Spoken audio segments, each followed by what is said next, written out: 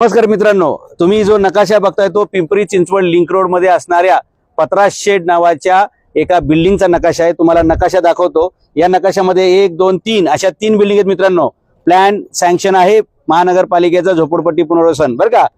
1 2 3 building दिसत आहेत, पण आम्ही साइट वरती आलो होतो मित्रांनो, 3 पैकी 2च बिल्डिंग उभे आहेत। एक बिल्डिंग हवा हो गई है, एक बिल्डिंग गायब हो गई है, जादू हो गई या टोना हो गया या क्या हो गया पता नहीं। नकाशा प्लॅन सँक्शन मध्ये 3 बिल्डिंग आहेत मित्रांनो, 2च बिल्डिंग इथं तुम्हाला उभ्या दिसतील बघा। परिवर्तन हाऊसिंग सोसायटी तिकडची आणि इकडची एक बिल्डिंग गायब झालेली आहे।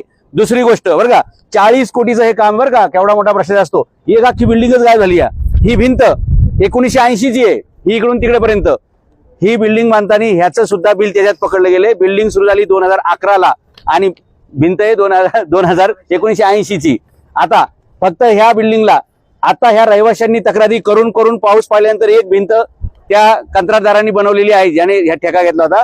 बाकीच्या तिन्ही बाजू विदाऊट कंपाऊंड वॉल आहेत। आणि आश्चर्याची गोष्ट म्हणजे तरी सुद्धा या बिल्डिंगला कंप्लीशन सर्टिफिकेट गेल्या वर्षी दिले गेलेलं आहे। एक बिल्डिंग गायब आहे, 3 कंपाऊंड गायब आहेत तरी सुद्धा। आता बिल्डिंगची तुम्हाला परिस्थिती दाखवतो मी।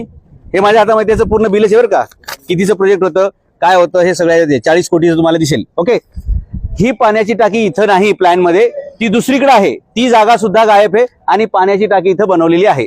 गार्डन तर या बिल्डिंगला देणारच नाही, कारण गरिबांच्या मुलांना खेळून काय उपयोग नाही असं त्यांचा समज असावा, बरोबर। आता हे जे आहे, हे युनिट जे आहे हे नवीन न बसवता लॉकडाऊन मध्ये त्या कंत्राटदाराने कुठून तरी जुनं आणलेले आणि ते इथं बसवले अशी इथल्या रहिवाशांची तक्रार आहे। एकंदरीत साफसफाईची तुम्ही व्यवस्था बघितली तर परिस्थिती तुम्ही बघू शकता, डेंजरस आहे। फक्त ही एक भिंत आहे मित्रांनो, बाकी अशा तुम्हाला तिन्ही बाजूला या बिल्डिंगला भिंती दिसणार नाहीत। स्वच्छता आणि टापटीप जर तुम्ही बघितली तर तो मोठाच विषय। तुम्हाला इकडचं दाखवलं आता तिकडचं दाखवतो।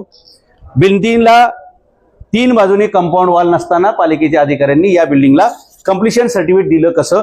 आणि 3 पैकी 2 बिल्डिंग झाल्यात, तिसरी बिल्डिंग कुठं गायब झालेली आहे? ती पाकिस्तानात गेली, बांगलादेशात गेली, आफ्रिकेत गेली का युरोप अमेरिकेला गेली फिरायला? आता आपण बिल्डिंगच्या ह्या बाजूला आलोय, हे त्याचं मुख्य प्रवेशद्वार आहे। या प्रवेशद्वारानंतर तुम्ही हे बघू शकता। याच्यामध्ये काय मला सांगा, फायर ब्रिगेडची गाडी कुठून जाणार पाठीपर्यंत, आणि ही कचऱ्याची पोझिशन तुम्ही बघा। जर या बिल्डिंगला ऍक्सेस मारायचा म्हटला तर इकडे ऍक्सेस नाहीये। मी तुम्हाला जे म्हणलं ना भिंतच नाहीये, ती भिंत तुम्हाला दाखवतो, भिंतच नाही ते। आता इथून आत जाता येईल का? हे बघा, या बिल्डिंगला इकडून पण बघा